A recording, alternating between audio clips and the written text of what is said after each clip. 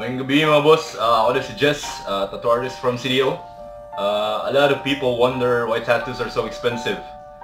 Bisan pag gamay ka mga ipatato, inaana ka gamay, you have to pay at least 1,000 for it. There is sa Mindanao, ang naibalaan minimum price is na around 1,000 to 1,500 pesos. So it's so expensive.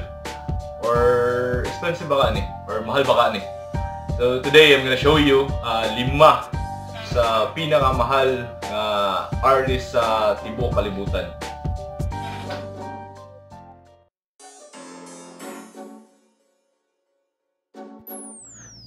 Kat Von D nga taga Tagbilaran, $210 per hour or 10,500 pesos kung magpatato ka sa iya og isa ka oras.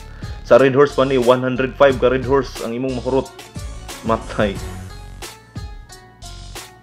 Paul Booth nga taga Padada, $310 per hour or 15,500 pesos. Kung namalit kag bugas ani 310 ka kilo nga bugas.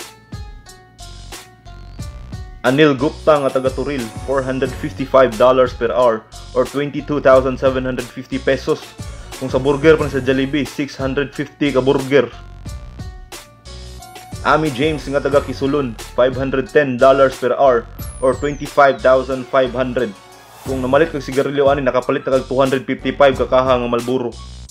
Scott Campbell, 1,100 for the first hour or 55,000 pesos. Matay ang imong motor, iguran mo ipatatog butterfly. Okay, so nakita nyo, no? Grabe ang presyo, no? Di makaaya, no?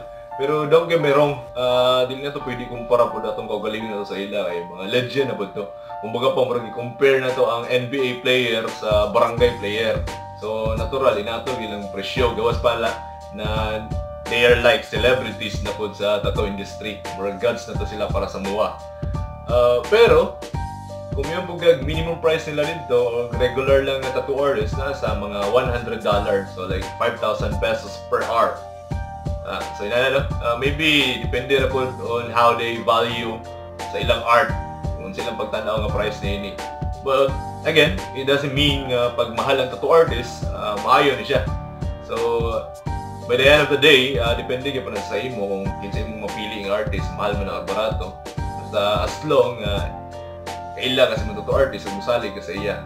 So mo no, kung napamoy pangutana or naman gusto na imo na itong video, message lang ko. Salamat.